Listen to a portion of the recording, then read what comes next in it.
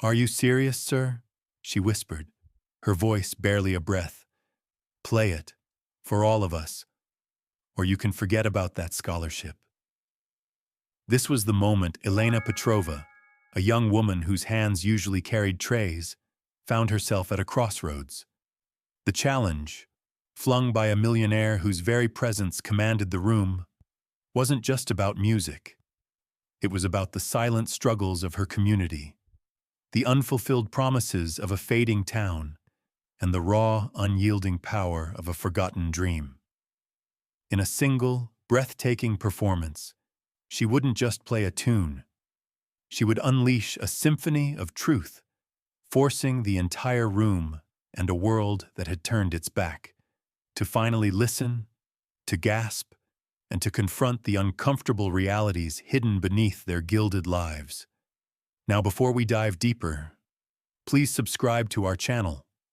We share powerful, meaningful stories like this every day. And drop a comment below to let us know where you're watching from. Thank you so much. And now, let's get back to the story. Are you serious, sir? She whispered, her voice barely a breath, the words barely audible over the clinking of cutlery and the low hum of conversation that filled the gilded spoon. Elena Petrova stood frozen, a silver-plated tray heavy in her hand, the faint aroma of truffle oil and roasted duck suddenly overpowering. Her gaze was fixed on Alistair Finch, the man who had just delivered the most impossible request of her young life. The gilded spoon was a world away from her own. Its polished mahogany and crystal chandeliers shimmered with an opulence that felt alien, almost aggressive, against the backdrop of the crumbling brick and faded dreams of her neighborhood, the Hollows. Here, in the heart of the city's affluent district, money spoke in hushed tones and impeccable manners. Elena, with her worn shoes and the perpetual ache in her feet, was a silent observer, a ghost moving through a feast. Alistair Finch, a titan of industry whose name graced the side of countless skyscrapers, and whose philanthropic endeavors were as legendary as his ruthless business acumen, sat at the head of a sprawling table. He wasn't just a patron, he was a force of nature. His silver hair swept back, his eyes, sharp and knowing, fixed on Elena. Tonight he was surrounded by city council members and influential developers, their conversation undoubtedly revolving around the latest urban renewal project, a project that often meant displacing families like hers. Elena had overheard snippets, enough to know that the Hollows was once again on the chopping block, deemed ripe for revitalization. He merely smiled, a slow, deliberate tilt of his lips that didn't quite reach his eyes. Quite serious, Miss Petrova. I heard you play, a few weeks ago, late one night. A fleeting melody from an open window, drifting across the back alley. Most captivating. Elena felt a flush creep up her neck, her secret, her one solace. The old, out-of-tune upright piano in the community center of the Hollows, a place she frequented after her shifts, long after the last child had left. It was where she poured out her heart, where the notes spoke truths she couldn't articulate in words. How could he have heard? But that was just practice, sir, she stammered, her grip tightening on the tray. The weight of it, normally a nuisance, now felt like an anchor, grounding her against the swirling anxiety. Finch leaned back, his gaze sweeping across the opulent dining room, finally landing on the gleaming grand piano that stood like a silent sentinel in the corner, usually reserved for the soft, unobtrusive background music of a hired pianist. Tonight, it was empty, a void waiting to be filled. Practice, you say? Well, I found it rather profound. And tonight, Miss Petrova, I find myself in need of something profound. Not just for me, but for everyone in this room. His eyes met hers again, and there was a flicker there, not entirely cruel, but certainly challenging. I'm offering a scholarship, a full ride to the conservatory of your choice. Juilliard, if you wish. All expenses paid, but there's a condition. He paused, letting the words hang in the air, drawing the attention of his entire table and then, slowly, of a few nearby diners. You play that piano, right now, for all of us. Or you can forget about that scholarship. The scholarship. The very word sent a jolt through her, a rush of hope and terror. Juilliard. It was her impossible dream, the one she'd sketched in the margins of her notebooks during slow hours, the one she prayed for silently during her walks home through the quiet, darkened streets of the Hollows. It wasn't just for her. It was for her family, for her younger sister, Lena, who deserved a future free from the shadow of eviction notices and the constant hum of worry. It was a lifeline, a chance to be more than just another forgotten face from a forgotten neighborhood. But to play here, in front of them? The idea made her stomach clench. These people, with their discerning tastes and their casual dismissal of her world, were not her usual audience of empty chairs and echoing walls. This wasn't a private confession. It was a public spectacle. "Sir, I'm just a waitress," she managed, her voice barely above a whisper, her eyes darting to the other servers who were now casting curious glances her way. Her manager, Mr. Harrison, a man whose permanent frown deepened with every deviation from protocol, was already marching towards their table, a storm cloud brewing over his neatly parted hair. Finch merely chuckled, a low, resonant sound that seemed to vibrate through the room. "And I'm just a man who appreciates talent, Miss Petrova. Exceptional talent. I've heard enough of your practice to know what you're capable of. Now, are you going to seize this opportunity? Or are you going to let your fears keep you rooted to the floor of the Gilded Spoon forever?" Mr. Harrison arrived, his face a mask of barely contained fury. "Miss Petrova, is there a problem here? You're holding up service." Finch raised a hand, dismissing Harrison with a casual flick of his wrist. "No problem at all, Harrison. Miss Petrova is merely considering a proposition, one that could change her life, and perhaps ours." His gaze, full of an unnerving intensity, returned to Elena. "So, Miss Petrova, Juilliard or the tray?" The question hung in the air, heavy and suffocating.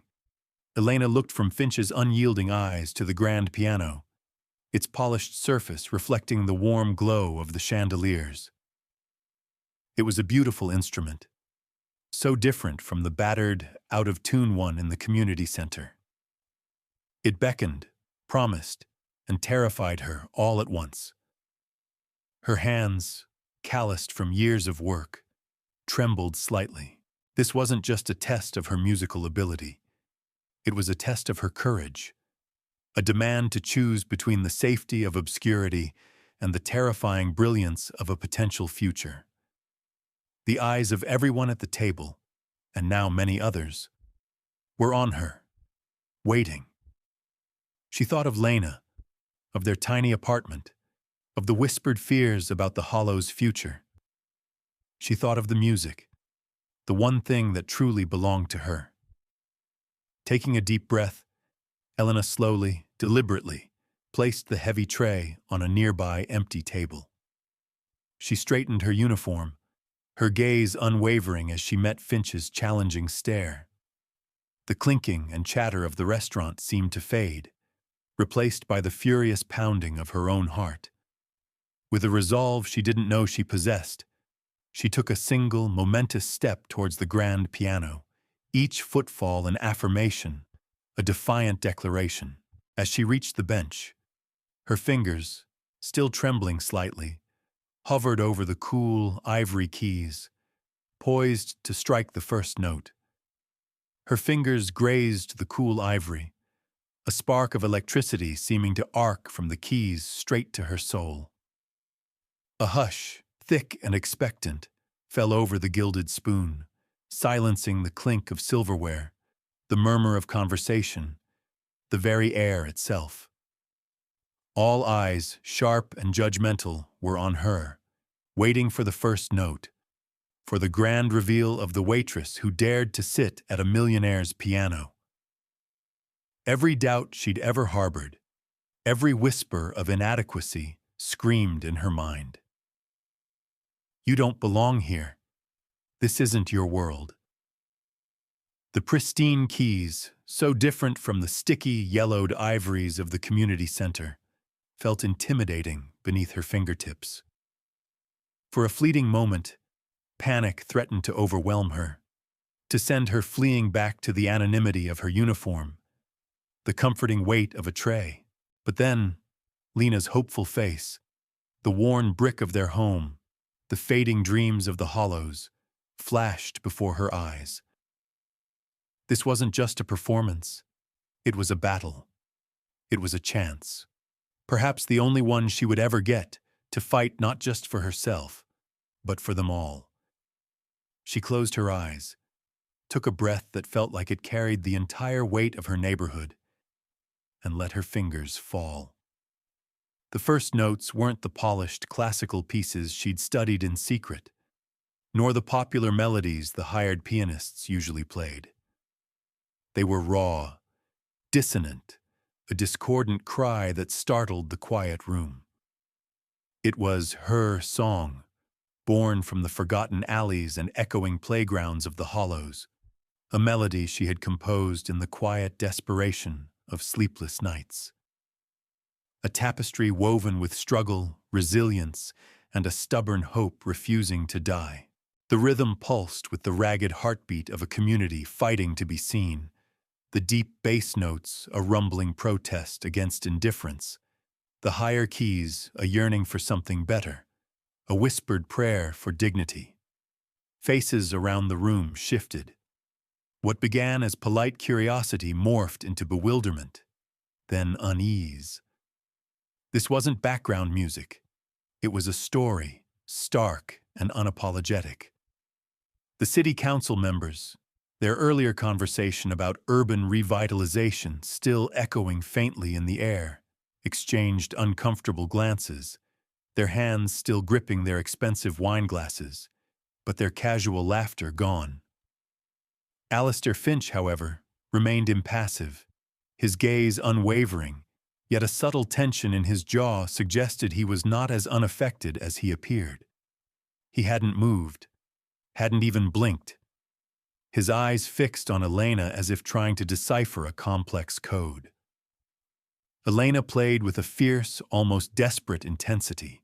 The music painted vivid pictures, the crumbling facades of homes just a few miles from this opulent restaurant, the laughter of children playing amidst forgotten dreams, the quiet dignity of her neighbors clinging to their history. It spoke of gentrification's slow, insidious creep, of promises broken like brittle glass, of lives teetering on the precarious edge of eviction. It was the untold narrative of the Hollows, laid bare, amplified by the grand piano's rich tones, reverberating through the gilded halls, an undeniable truth echoing where only pleasantries usually dared to tread. The opulent setting felt suddenly alien, almost grotesque, to the raw emotion of her music. A silver-haired woman at Finch's table, her face typically a mask of serene indifference, dabbed at her eyes with a lace handkerchief, a flicker of unexpected empathy crossing her carefully composed features. But others looked away, their discomfort palpable. This wasn't the pleasant distraction they expected with their oysters and champagne.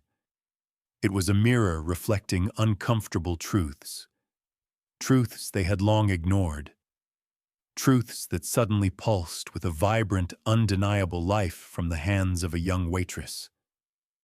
Her fingers flew across the keys, a whirlwind of passion and desperation. The crescendo built, a storm of notes, a plea reaching its zenith, demanding to be heard, demanding recognition for a world they had dismissed. It was a powerful, shattering sound, a final, guttural cry for justice, for a future that seemed to be slipping away. Just as the music was about to reach its shattering, definitive peak, a loud, grating clang echoed from the kitchen, followed by a startled shout that sliced through the charged atmosphere like a knife. The spell was broken. Elena's eyes snapped open, her fingers freezing mid-air above the keys, the final, crucial note unspoken, suspended in the sudden, jarring silence. All heads turned towards the kitchen doors, where two figures now stood, their faces grim, silhouetted against a flickering orange glow. A distinct, acrid scent of smoke began to waft into the dining room, quickly overpowering the lingering aroma of truffle oil and roasted duck. A shiver, colder than fear, ran down Elena's spine, a premonition of something terrible, something that felt eerily connected to the raw lament she had just poured from her soul. The sudden, suffocating silence was more jarring than the loudest crash, and everyone in the room sensed that something profoundly wrong had just begun. The acrid scent of smoke thickened, stinging Elena's nostrils, dragging her back from the precipice of her performance into a horrifying new reality. The flickering orange glow from the kitchen was no trick of the light. It pulsed with an ominous life of its own. Chaos erupted.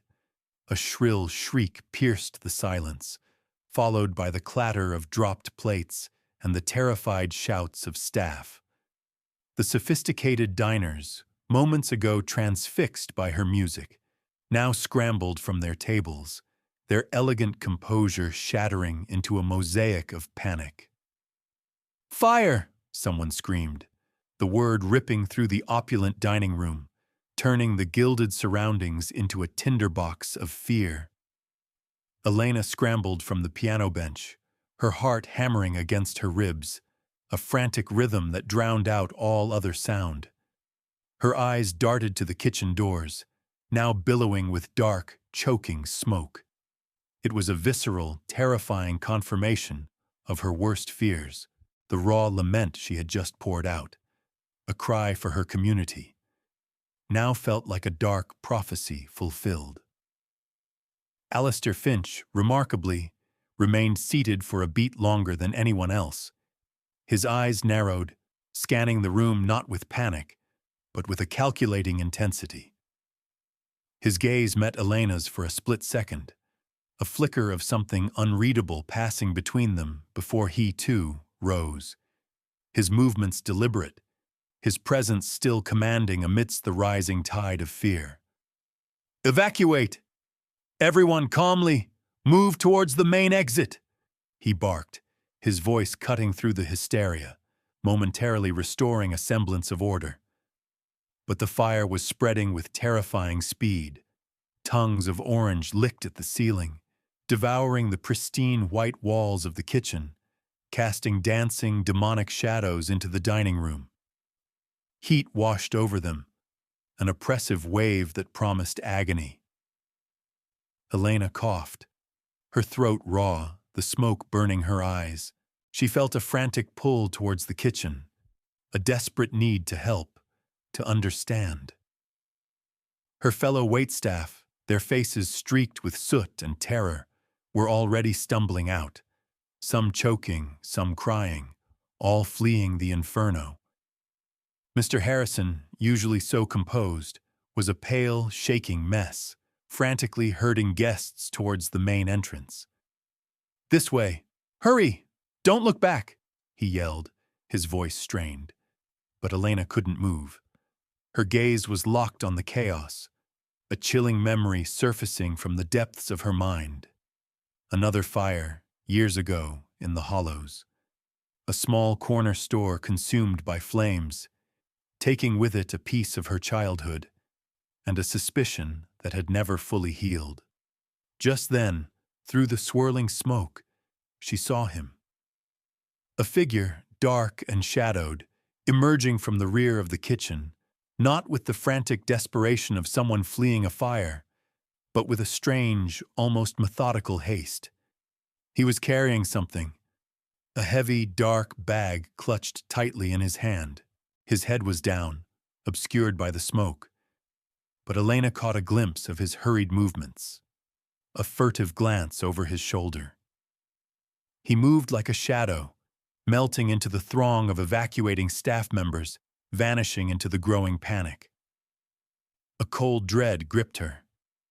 This didn't feel accidental.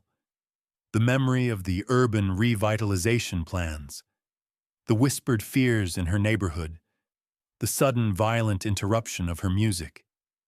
It all coalesced into a chilling suspicion. Could this fire, in the very heart of the district pushing to gentrify the hollows, be connected? Was it a diversion, a message, or something far more sinister? "Elena, come on, hurry!" A hand grabbed her arm, pulling her roughly towards the exit. It was David, a kind-faced busboy from her neighborhood, his eyes wide with fear. "Don't just stand there.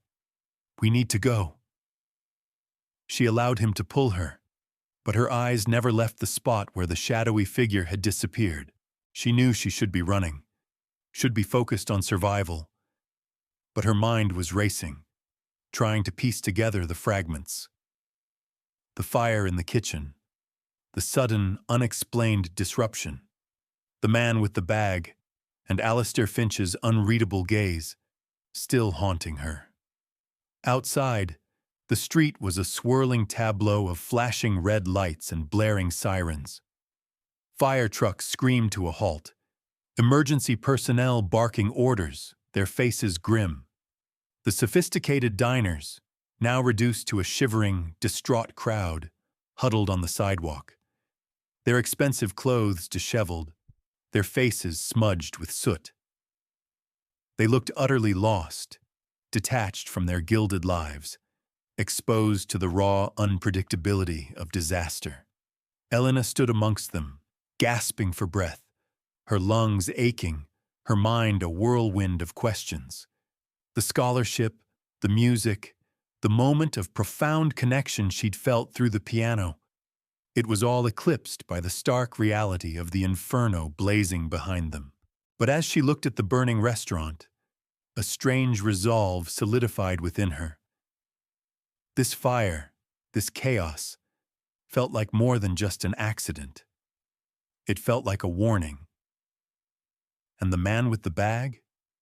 He was a lingering shadow she couldn't ignore. The performance might have been interrupted, but her fight, she realized, had just begun.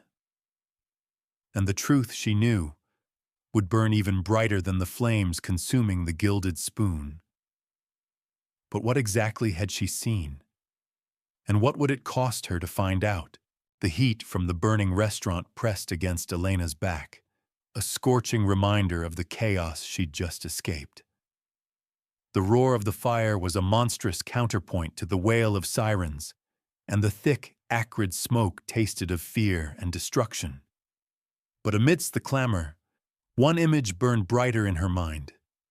The shadowy figure, emerging from the kitchen, clutching a heavy, dark bag, his movements furtive, purposeful.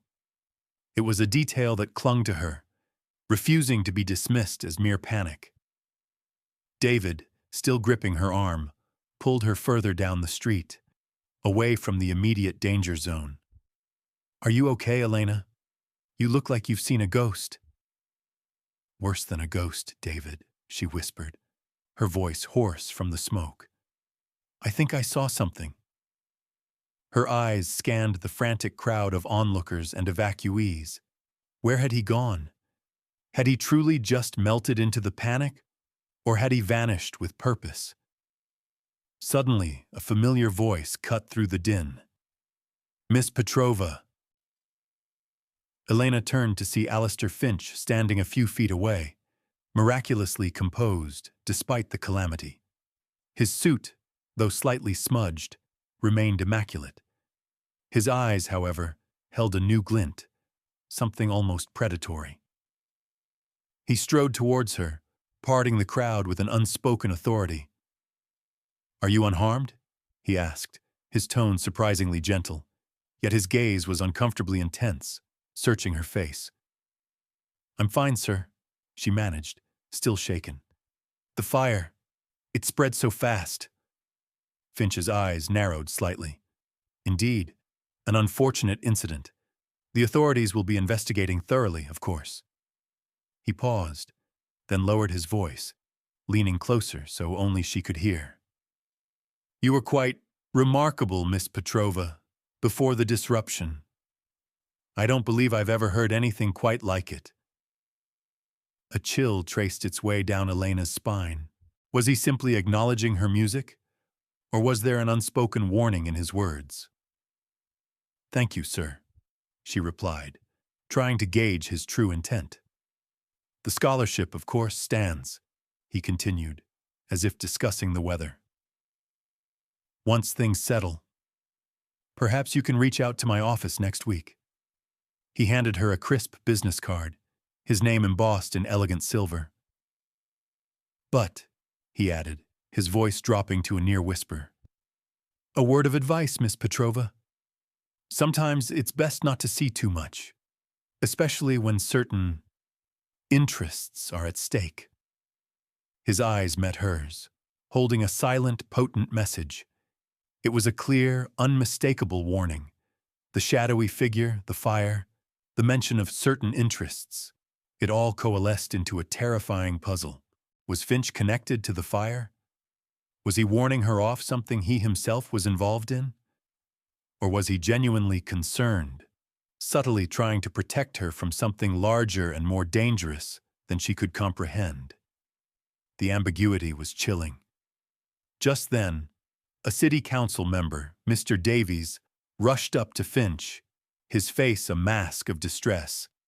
"Alistair, thank heavens you're all right. This is a disaster. The restaurant, the plans for the district, everything is up in smoke." Finch placed a reassuring hand on Davies's shoulder. "Calm yourself, Robert. We'll rebuild, stronger. And the plans, while temporarily delayed, are far from up in smoke. If anything, this presents new opportunities." He glanced at Elena again, a subtle, almost imperceptible shift in his expression. "Don't you agree, Miss Petrova?" Elena felt a cold wave wash over her. New opportunities? The words echoed ominously in her mind, juxtaposed against the burning restaurant. Her music, a passionate plea for her community, had been met with fire, literally and figuratively. She remembered the whispered conversations in the hollows about developers buying up properties, about families being pressured to sell. Could this fire truly be an opportunity for those with vested interests in the redevelopment of the district, including her own neighborhood? The thought sent a jolt of anger through her, chilling her more than the smoke-filled air. She clenched her fists, her gaze hardening.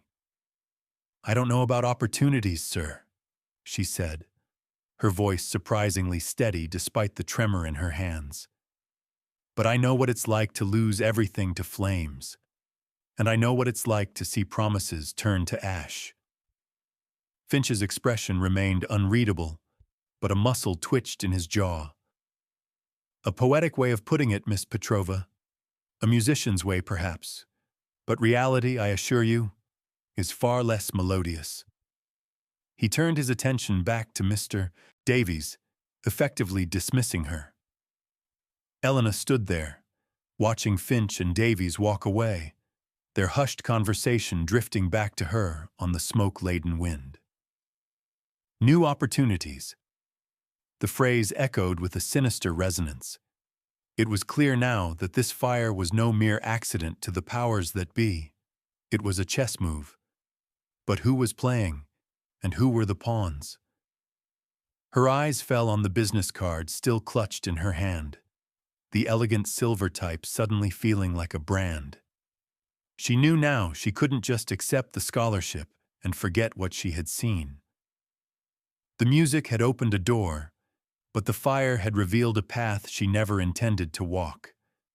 A dangerous path, leading directly into the heart of the very forces threatening her home. The man with the bag was a ghost, but Finch's warning was a very real, very tangible threat. She had to find out what really happened, but how, and what would be the cost of exposing the truth. She clutched the business card tighter, its sharp edges digging into her palm, a painful reminder that her journey had only just begun. The business card, cool and smooth against her clammy palm, felt less like an invitation to a dream and more like a mark of a dangerous game. Alistair Finch's subtle warning, "Sometimes it's best not to see too much," replayed in Elena's mind, each word a chilling echo in the chaotic symphony of sirens and shouting. She knew then that her instincts had been right. The fire was no accident, and the shadowy figure emerging from the kitchen was not just a fleeting image of panic. He was a clue, and she, unknowingly, had become a witness. The walk back to the hollows felt longer, heavier than usual. The smoke still clung to her clothes, a suffocating reminder of the inferno. As she crossed the invisible line that separated the city's glittering facades from the worn, familiar streets of her neighborhood, a new wave of urgency washed over her. This wasn't just about a scholarship anymore. It was about survival, about the very soul of her community. Her apartment, usually a sanctuary, felt small and stifling. Lena, her younger sister, was asleep on the worn sofa, a tattered blanket pulled up to her chin, a stray book resting on her chest. Elena watched her for a moment. The innocent rise and fall of Lena's breath, a stark contrast to the turmoil churning within her. This silent, fragile hope was what she was fighting for. The next morning, the smell of smoke still hung in the air, a phantom presence. News channels blared headlines about the Gilded Spoon Inferno, speculating on accidental causes. No mention of a shadowy figure, no hint of the new opportunities Finch had so casually spoken of. It was all too clean, too neat. The official narrative was already being spun, burying the uncomfortable truths beneath a blanket of convenient assumptions. Elena knew she couldn't go to the police. Finch's words, the implied threat, held her back. She was just a waitress, an outsider. Who would believe her over a man like Alistair Finch? Her only allies were the whispers of the hollows, the collective memory of past injustices. Her first stop was the community center. The old upright piano sat silently, a stark contrast to the gleaming grand she'd played just hours before. Mrs. Rodriguez, the center's director, a woman with eyes that had seen too much but still held an ember of defiance, looked up as Elena entered. "Elena, are you all right, child? We saw the news. A terrible thing." "I'm fine, Mrs. Rodriguez," Elena replied, her voice subdued. "But I think it might not have been an accident." She recounted her observations, the shadowy figure, the bag, Finch's chilling warning, her voice barely a whisper. Mrs. Rodriguez listened, her face growing grim. "Finch, you say? And that city councilman Davies? They've been circling the hollows like vultures for months, Elena, talking about blight and redevelopment. We've heard it all before. Every time they want a piece of us, something unfortunate happens." She shook her head, a deep sadness etched on her face. "Years ago, before your time, there was a fire down on Maple Street. Destroyed half a block, cleared the way for those new luxury condos at the edge of the district. The official report said faulty wiring, but people here, they knew better." A cold knot tightened in Elena's stomach. The echoes of past fires, the pattern of accidents paving the way for progress. It was too coincidental. I saw a man, Mrs. Rodriguez. He was carrying something, coming out of the kitchen right as the fire started. Mrs. Rodriguez leaned forward, her eyes suddenly sharp. Did you recognize him? Elena shook her head. No. His face was in shadow, and the smoke was thick, but he moved, too calmly for someone fleeing a burning building. A ghost, Mrs. Rodriguez mused, a flicker of fear in her voice. This isn't good, Elena. You saw something you weren't supposed to see. Finch isn't a man who tolerates loose ends. I can't just let it go, Elena said, her voice firm, resolute. Not after what I played. Not after what it means for us. She thought of her music, of the silent protest it had become. It was now irrevocably tied to this unfolding mystery. What do you propose? Mrs. Rodriguez asked, her gaze steady, assessing. I need to find out who that man was, Elena stated, a new determination hardening her resolve. And I need to understand what new opportunities this fire created for Finch and his friends. Mrs. Rodriguez sighed, a sound heavy with years of experience and lost battles. It's a dangerous path, child. These people play for keeps, but if anyone can find a truth hidden in the shadows, it's someone from the hollows. She paused, then added, There's an old-timer, Silas, who used to work for Finch's company years ago. He lives on the old side of town, near the docks. He has a way of knowing things, of seeing through the city's polished lies. But he's a recluse, and he doesn't trust easily. The mention of Silas offered a faint glimmer of hope, a potential first step into the labyrinthine world of Finch's secrets. But as Elena left the community center, the weight of the task pressed down on her. She was a waitress, a musician, not a detective. Yet the music she had played, the truth it had carried, had now ignited a different kind of fire within her, a fire that demanded answers. And she knew, with a chilling certainty, that this pursuit would lead her into territories far more perilous than any burning restaurant. She had a name, a direction. But she also knew that Alistair Finch was watching, and that every step she took closer to the truth would bring her closer to his reach. Would Silas truly help? Or would he be another brick wall in her desperate search for justice? The address Mrs. Rodriguez had given her for Silas led Elena down streets less traveled, away from the familiar, if worn, comfort of the hollows, into a forgotten corner of the city near the docks. The air here was heavy with the briny scent of the sea and the metallic tang of industry, a stark contrast to the perfumed air of the Gilded Spoon.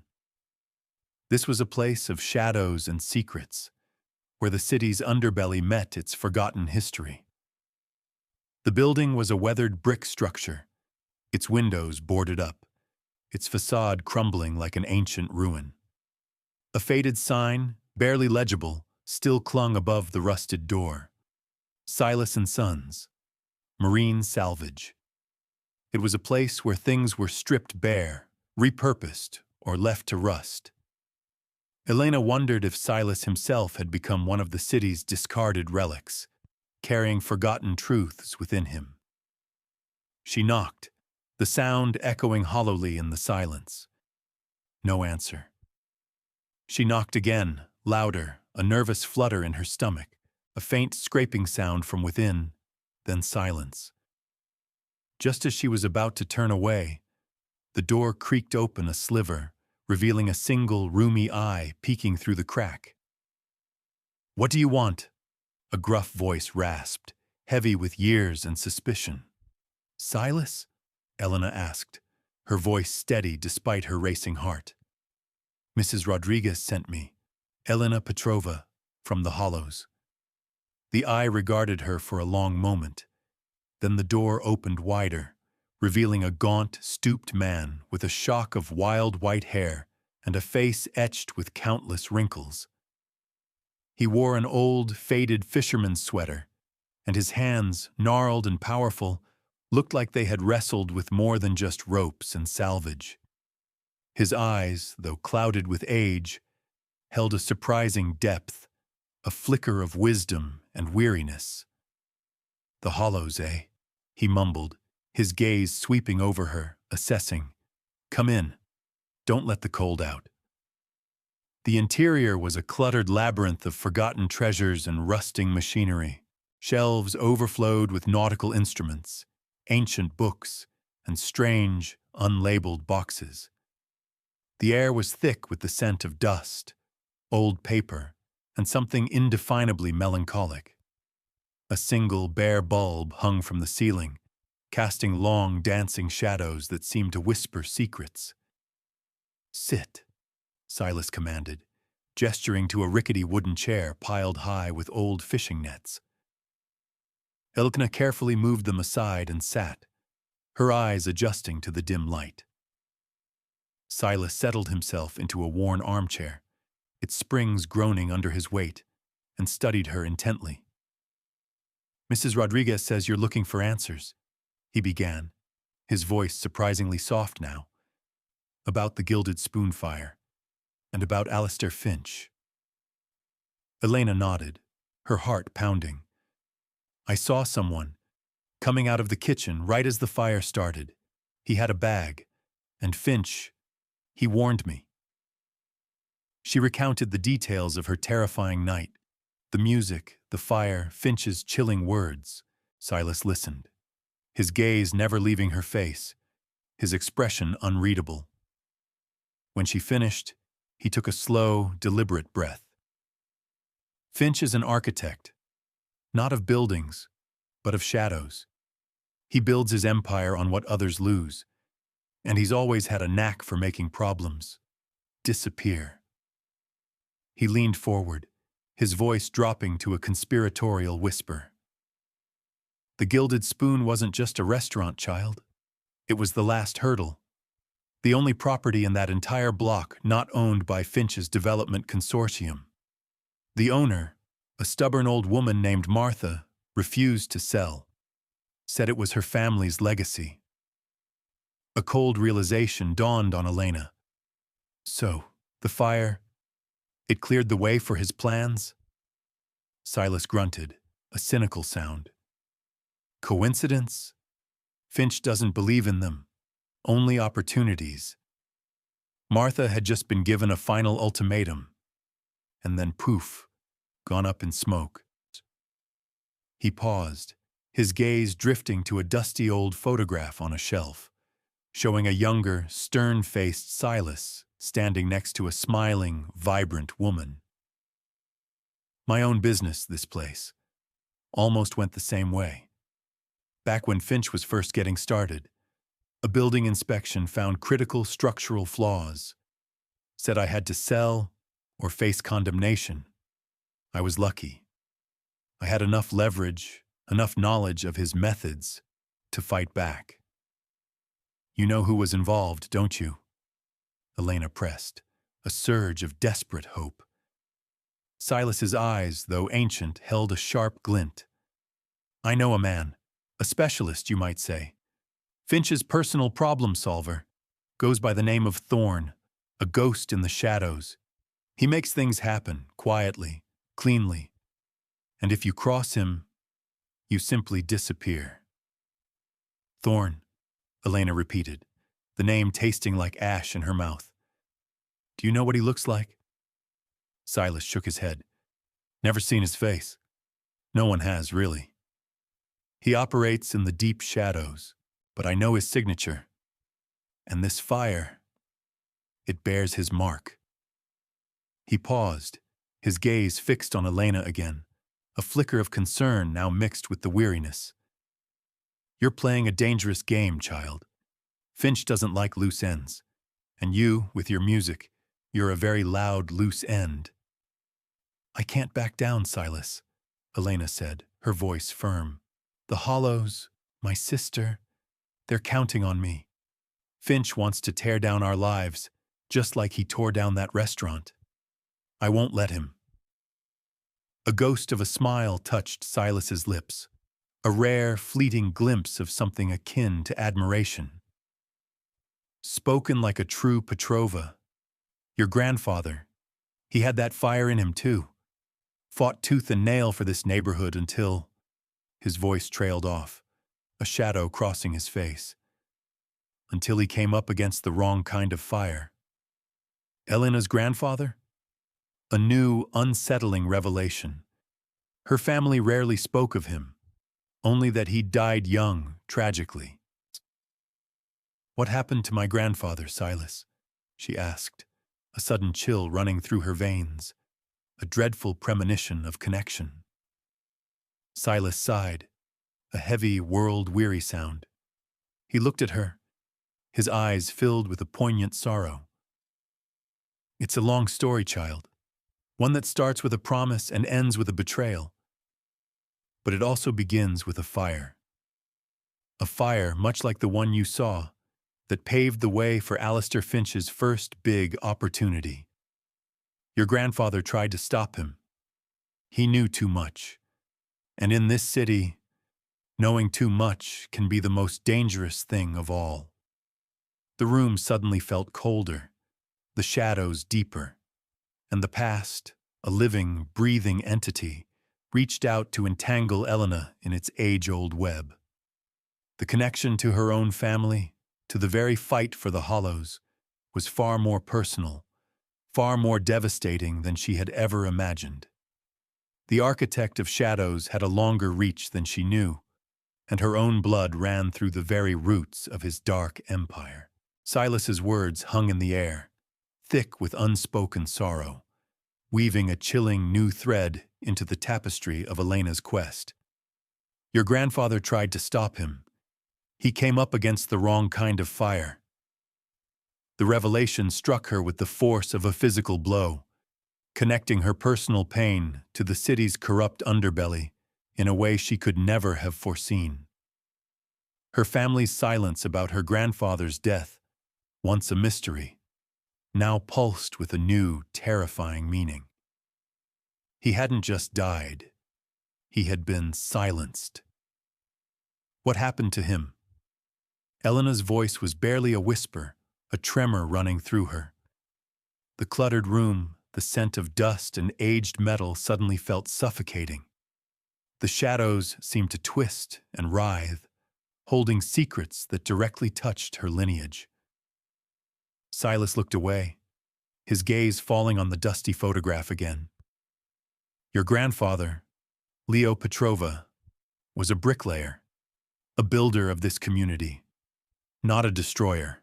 He was also a leader, a man of fierce integrity.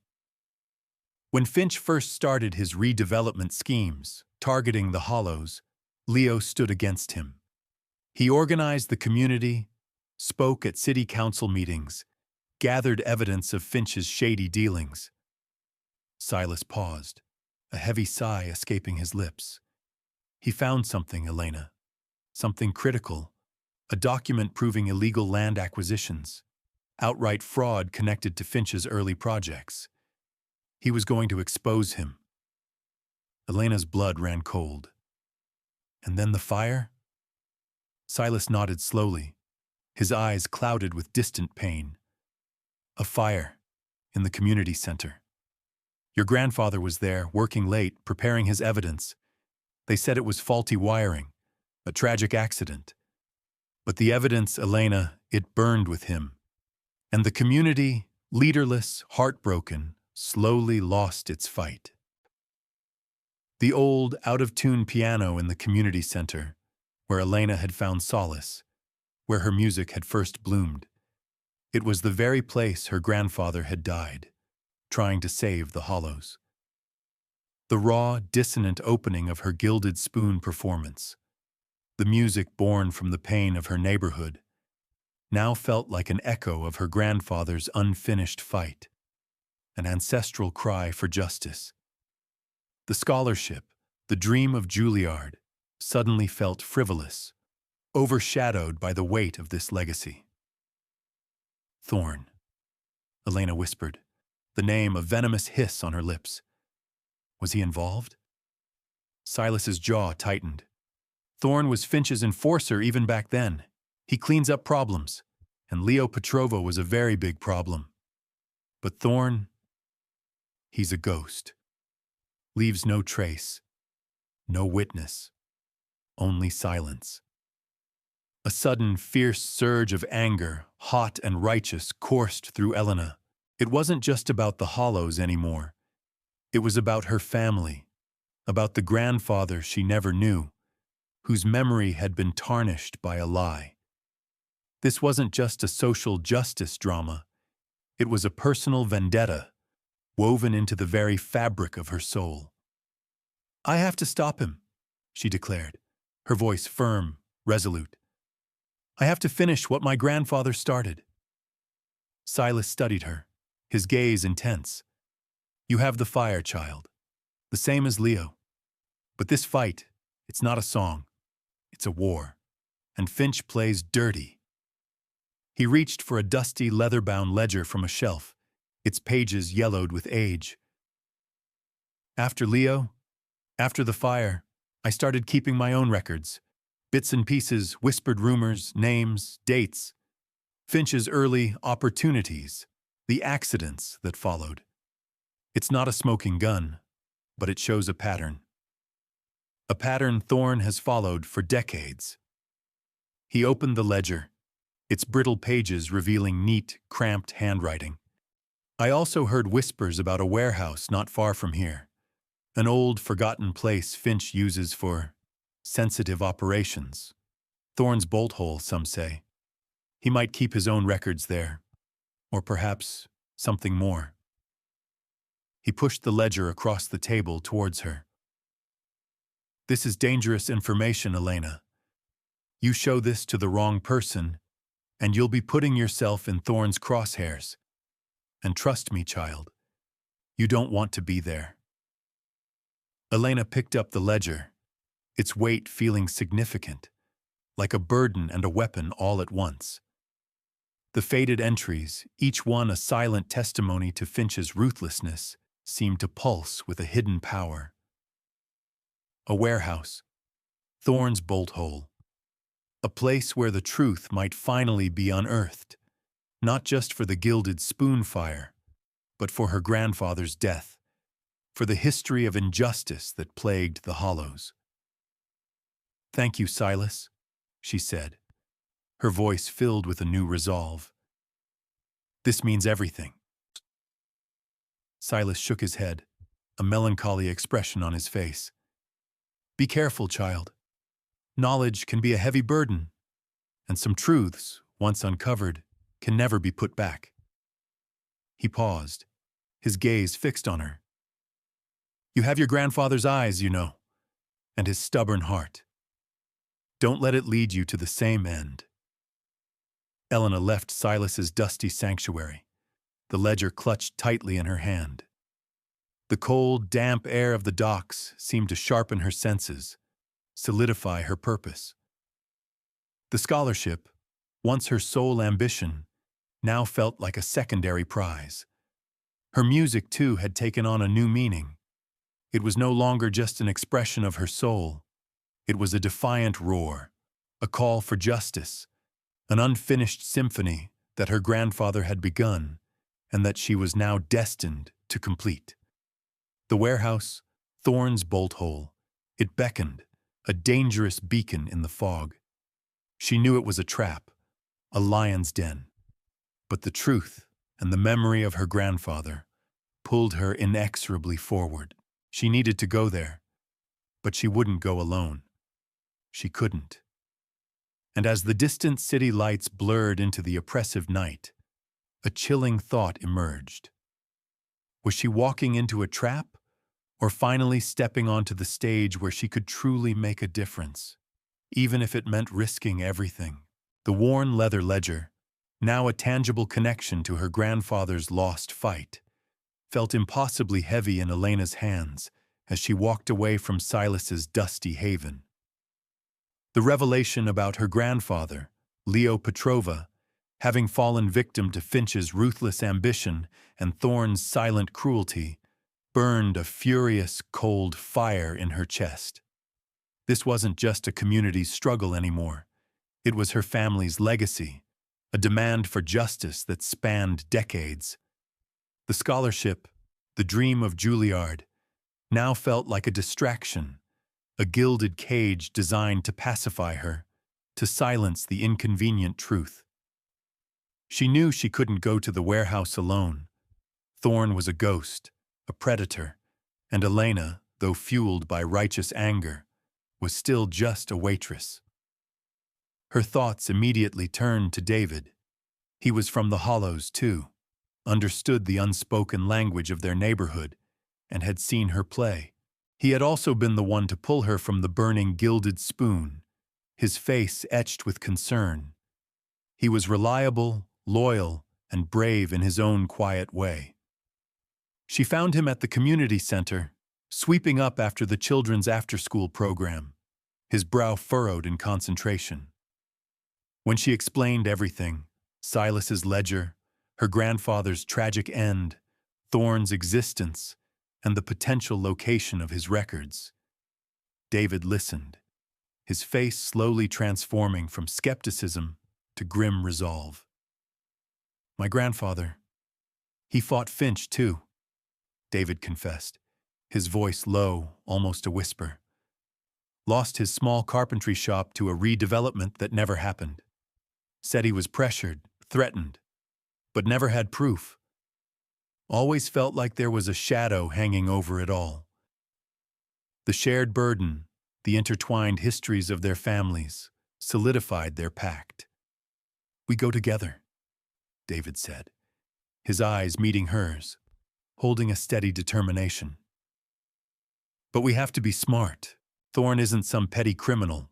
He's a professional. Their plan was simple, perhaps too simple, born more of desperation than expertise. They'd wait until after dark, using the cover of night and the maze of alleyways near the docks to approach the warehouse Silas had described. Armed with only a flashlight, David's old smartphone, and the heavy ledger, they felt like characters in a story far grander and far more dangerous than their own lives. The air grew colder as they navigated the labyrinthine streets, the smell of salt and decay growing stronger. The warehouse district was a desolate landscape of abandoned factories and decaying storefronts, a forgotten world where streetlights flickered erratically, casting long, unsettling shadows. The silence was punctuated only by the distant wail of a ship's horn and the relentless pounding of Elena's heart. Silas's description of the warehouse was precise. A derelict structure, indistinguishable from its neighbors, save for a single, small, boarded-up window in the back, and a faint, almost imperceptible hum that suggested hidden power. It sat isolated, further down a dark, unpaved road, shrouded in overgrown weeds. This is it, David whispered, his breath visible in the cold night air. The steel door was old and rusted, but a new, heavy-duty padlock gleamed ominously on its latch. Too new, Elena murmured, her voice tight with tension. Thorne's here, or has been recently. David produced a set of lock-picking tools from his pocket, a skill he'd learned just in case from an older cousin. His fingers, surprisingly deft, worked silently, bathed in the dim glow of the flashlight Elena held. Minutes stretched into an eternity, each tick of the imaginary clock amplifying the danger, the sense of intrusion. Finally, with a soft metallic click, the padlock sprang open. They exchanged a look, a mixture of triumph and sheer terror. The heavy door groaned open, revealing a cavernous interior swallowed by darkness. A faint, metallic smell, sharper than the sea air, permeated the space. Elena stepped inside, David right behind her, their footsteps echoing eerily in the vast emptiness. The beam of her flashlight cut through the gloom, revealing towering shelves laden with more rusting machinery, crates, and draped canvases. But amidst the clutter, one detail snagged her attention. A faint, almost imperceptible tremor in the floor beneath her feet, accompanied by the low, steady thrum of machinery coming from a deeper, unseen part of the warehouse. "He's here," David breathed, his voice barely audible. "Or he's left something running." They moved deeper, their senses heightened, every shadow a potential threat. Elena clutched Silas's ledger, its pages feeling brittle, vulnerable. They found what looked like a makeshift office, tucked away behind a stack of crates. A worn desk, a single chair, and a laptop open on the surface, its screen a dim, ghostly blue in the darkness. Papers were scattered around, some with unfamiliar symbols, others covered in cryptic notes. Elena cautiously approached the desk, her heart racing. David stood guard, his eyes sweeping the shadowy corners of the warehouse.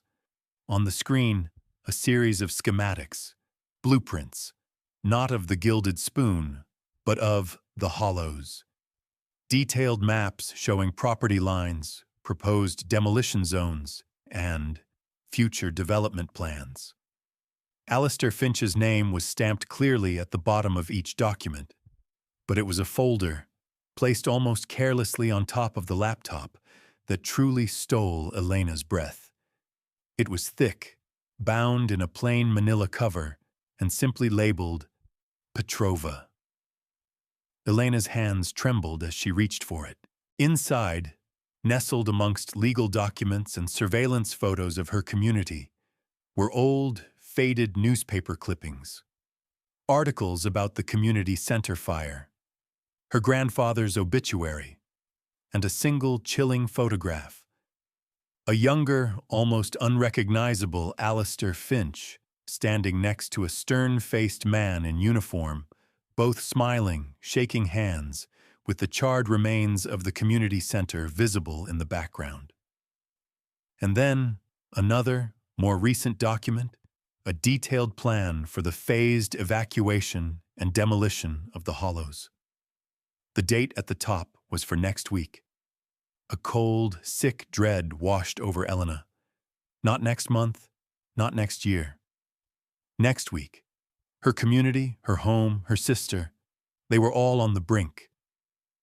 And Thorne had kept the truth about her grandfather, about Finch's long history of calculated destruction, hidden in this very room. The silence of the warehouse was suddenly shattered by the creak of the distant steel door, the heavy thud of it closing, plunging them into absolute darkness, save for the faint glow of the laptop. Someone else was here, and they were trapped. The thud of the steel door slamming shut echoed like a gunshot in the cavernous warehouse, plunging Elena and David into a terrifying, suffocating darkness. The faint glow of the laptop screen was their only beacon, illuminating the horrifying truth of the Hollow's impending demolition.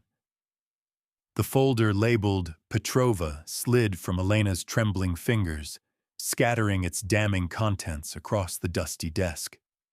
Her grandfather's ghost, it seemed, had returned, demanding justice, even as danger closed in. "Someone's here," David whispered, his voice taut with suppressed panic. "Did you lock the door?" Elena shook her head, her breath catching in her throat. "We used your pick. It's just latched, but they know we're inside." A new sound emerged from the vast darkness beyond their makeshift office. A soft, rhythmic thumping, growing steadily louder, closer. Footsteps, slow, deliberate, and undeniably menacing. They weren't the hurried steps of a thief, but the measured tread of a predator. Thorne. "Hide!" Elena hissed, grabbing David's arm. She scanned the immediate area, her flashlight beam, now a betraying light source, useless. Their only option was to meld with the shadows, to become as invisible as the man who hunted them. They squeezed behind a stack of tall, dusty crates, their bodies pressed together, hearts hammering a frantic duet against their ribs. The footsteps grew louder, closer, echoing the slow, torturous march of doom. The air in the warehouse felt thick, oppressive, laden with the scent of old metal and the palpable tension of their fear. Elena could almost feel Thorne's presence, a cold, calculating intelligence moving through the darkness, aware of their every breath. She clutched the Petrova folder, the incriminating papers, a lifeline in her shaking hands. A sliver of light appeared, cutting through the darkness from the main entrance, a powerful flashlight beam, sweeping across the vast space. It danced over the towering shelves, the draped canvases, the rusting machinery, before finally settling on the desk, illuminating the scattered papers, the open laptop, and then the folder labeled Petrova. The light then moved. A figure emerged from the shadows, silhouetted against the distant entrance. He was tall, lean, with an unnerving stillness. His face was obscured by a wide-brimmed hat pulled low, but his presence radiated a chilling authority. This was Thorne, the ghost, the architect of Finch's silent violence. Thorne moved with a silent grace, a phantom in the warehouse. He approached the desk, his gaze settling on the scattered documents. A slow, chilling chuckle emanated from him, a sound devoid of humor, rich with menace. He picked up one of the newspaper clippings, an article about the community center fire, and a soft sigh escaped him. "Leo Petrova," he murmured, his voice a low, gravelly rasp that sent a shiver down Elena's spine. Still causing trouble, even from the grave. Elena's heart froze. He knew. He knew about her grandfather, about the connection. This wasn't just a random discovery. It was a targeted hit. The scholarship, the warning from Finch. It had all been a game to draw her out, to see how much she knew, how much she was willing to risk. Thorne slowly surveyed the room, his flashlight beam sweeping through the shadows, momentarily glancing over their hiding spot. Elena squeezed her eyes shut, holding her breath, willing herself to disappear. David's hand found hers, a silent, comforting anchor in the terror. Thorne's gaze finally landed on Silas's old ledger, which Elena had carelessly left on the edge of the desk. He picked it up, his thumb tracing the worn leather. "Silas," he mused, a hint of something akin to annoyance in his voice. Still meddling, even after all these years. He flipped through the pages, his expression unreadable in the dim light. "A pattern of accidents," he read aloud, a dry, sarcastic inflection in his tone. How quaint. He placed the ledger back down, then slowly, deliberately, pulled out a small, sleek device from his jacket pocket. With a practiced ease, he inserted it into the laptop's USB port. Elena watched in horror as a progress bar appeared on the screen, indicating a rapid data transfer. He was wiping the hard drive, erasing all the incriminating evidence, all the blueprints, all the plans for the Hollows, and probably more. Elena knew she had only seconds. All their efforts, all of Silas's dangerous history, all of her grandfather's lost fight, were about to vanish, swallowed by the cold indifference of Thorne's digital erasure. The thought sparked a new, furious courage within her, eclipsing the fear. She couldn't let it happen. Not again. With a sudden, desperate surge of adrenaline, Elena burst from behind the crates, a guttural cry escaping her lips. "Stop!" She screamed, lunging towards the desk, towards the laptop, towards the evidence that would finally expose Finch and Thorne. Thorne, caught by surprise, spun around, his flashlight beam momentarily blinding her. But it wasn't his face she saw. It was the glint of something cold and metallic in his hand. Something small, yet terrifyingly real, pointed directly at her. A gun. "Foolish girl," Thorne's voice cut through the air, cold and devoid of emotion. "You inherited your grandfather's defiance, and his fatal flaw." David, acting on instinct, tackled Thorne from behind, sending the flashlight skittering across the floor, plunging them back into near-total darkness. The gun discharged with a deafening crack, the sound echoing endlessly in the warehouse, followed by a grunt of pain. Elena didn't know who had been hit, but she knew with chilling certainty that their desperate gamble had just escalated into a fight for their very lives. And in that terrifying moment, she realized her fight for justice was no longer just a symphony of truth, but a desperate, dangerous improvisation against a master of shadows, whose gun had just announced the final act. The deafening crack of the gunshot ripped through the darkness, an explosion of sound that deafened Elena, vibrating through her very bones. David's grunt of pain, sharp and visceral, followed an instant later, a sound that tore at her soul. The cold, metallic scent of gunpowder filled the air, mingling with the dust and decay of the warehouse. Elena scrambled, blind with terror and adrenaline, reaching out, desperate to find David, to understand what horror had just unfolded.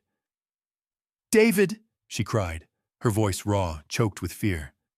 I'm okay," he gasped, his voice strained, a tremor running through it. "Just grazed. My arm." Relief, sharp and blinding, washed over Elena for a fleeting second, quickly replaced by a furious resolve. Thorne had chosen violence. He had chosen to silence them, just as he had silenced her grandfather. That resolve hardened into an unyielding steel. Thorne's flashlight, which had skittered away in the struggle, now lay in the gloom, its beam pointing uselessly at the ceiling. But the laptop screen still glowed faintly, a ghostly blue testament to the evidence rapidly being erased. "Get the laptop," David urged, his breath coming in ragged gasps. "The drive! Stop him!" Elena didn't hesitate. Using the faint light from the laptop as her guide, she lunged towards the desk, a silent prayer forming on her lips. Thorne, recovering from David's tackle, was already moving, a dark, swift shadow. He was aiming for the laptop, not her. He wanted the evidence gone, more than he wanted them dead, at least for now. As Elena reached the desk, Thorne's hand, a blur in the dim light, swiped at the laptop. She threw herself forward, her body acting on pure instinct, grabbing the device that had been transferring data. Her fingers, slick with sweat and adrenaline, found the USB stick. With a desperate yank, she ripped it free, sending the laptop crashing to the floor with a dull thud. Thorne let out a snarl, a sound of pure, unadulterated fury. He spun towards her, the gun glinting menacingly in his hand. But before he could raise it, David, bleeding but defiant, launched himself at Thorne again, a wild, guttural roar escaping his lips. He slammed into the shadowy figure, knocking the gun from his grasp. It clattered across the concrete floor, vanishing into the deep shadows. A brutal struggle ensued in the darkness. Elena could hear the grunts, the thuds of blows, the heavy breathing. David, fueled by an anger born of generations of injustice, fought with a ferocity she hadn't known he possessed. But Thorne was a professional, a ghost made flesh, silent and deadly. "The folder, Elena!" David yelled, his voice strained, punctuated by a sharp groan of pain. "Get out! Take the folder!" Elena clutched the USB stick and the Petrova folder to her chest. She glanced at the laptop, lying shattered on the floor. Most of the data was likely gone, but she still had the critical USB stick, and the hard copy of the Petrova file containing the clippings, the photographs, the proof of Thorne's long-standing connection to Finch, and the detailed plans for the Hollow's demolition. The date for the eviction: next week. A siren wailed in the distance, closer this time, a beacon of hope piercing the suffocating dread. Someone outside must have heard the gunshot. It was their chance. "David, come on!" Elena cried, her voice tearing with anguish.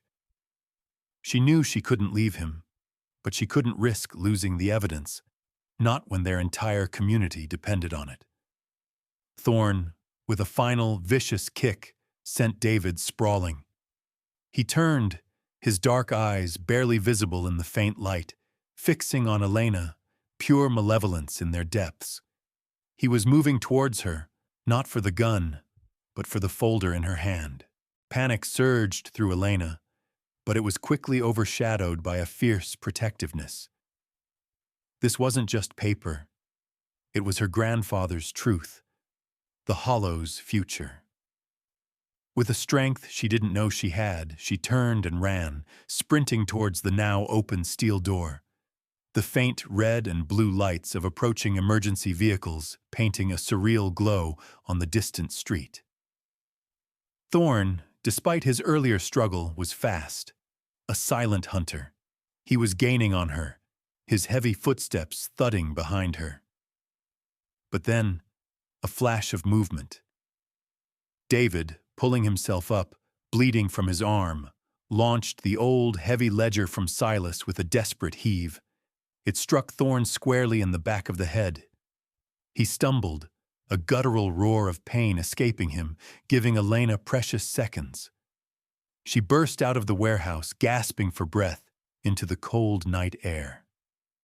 The street was now alive with flashing lights and the blare of sirens. A police car screeched to a halt, officers spilling out, guns drawn. "He's in there!" Elena screamed, pointing back at the gaping maw of the warehouse, her chest heaving. "Thorne! He's got a gun! He shot David!" The officers, reacting instantly, swarmed the entrance. Elena sagged against a lamppost, the USB stick and the Petrova folder clutched so tightly her knuckles were white. David emerged moments later, supported by two officers, his arm wrapped in a makeshift bandage, his face pale but defiant. He gave her a weak, knowing smile. Inside the warehouse, a commotion, shouts, the sound of struggle. Then, silence. A few moments later, an officer emerged, shaking his head. He's gone, vanished, like a ghost. Thorne, the master of shadows, had escaped, melting back into the night, leaving only the chilling echo of his presence. Elena looked at David, then at the folder, then at the distant glow of the city's opulent towers, knowing that while Thorne had escaped, the truth had not. The USB stick, the Petrova folder, they were irrefutable proof. Her grandfather's sacrifice, Silas's decades of quiet resistance, David's bravery, it all culminated in this moment. The fire at the Gilded Spoon, the challenge that brought her to the piano, had been more than a performance. It had been a call to arms. Elena Petrova, the waitress who played a song of her people, now held the key to their salvation and to the downfall of a man who built his empire on their tears. The fight wasn't over, not with Thorne still at large, and Alistair Finch's empire still casting its long shadow. But now, she had the evidence, the truth her grandfather had died for. And she finally had a voice, not just through her music, but through the unwavering strength of her resolve. The unfinished symphony was ready for its final, powerful movement, and Elena was ready to conduct it, no matter the cost. Elena Petrova's journey began with the whispered challenge of a millionaire, pushing her onto a stage she never imagined. But what started as a desperate chance for a scholarship quickly transformed into a symphony of truth, a defiant roar against the powerful forces threatening her home and her family's legacy. We've witnessed how a single act of courage, a passionate melody, can ripple through a community, exposing the shadows of injustice that have long plagued places like the Hollows. Elena, with David by her side, reminded us that even against overwhelming odds, one voice, armed with conviction and truth, can spark change. Her story is a poignant testament to the power of resilience, the strength of community, and the profound responsibility we all share to stand up for what's right, no matter the personal cost. It teaches us that hope isn't found in silence, but in the unwavering belief that justice, though sometimes delayed, will ultimately prevail. May Elena's courage inspire us all to find our own music, our own voice, and to fight for the future we believe in. If Elena's fight has resonated with you, please like this video, share your thoughts in the comments, and subscribe to our channel for more powerful, meaningful stories that remind us of the extraordinary within the ordinary.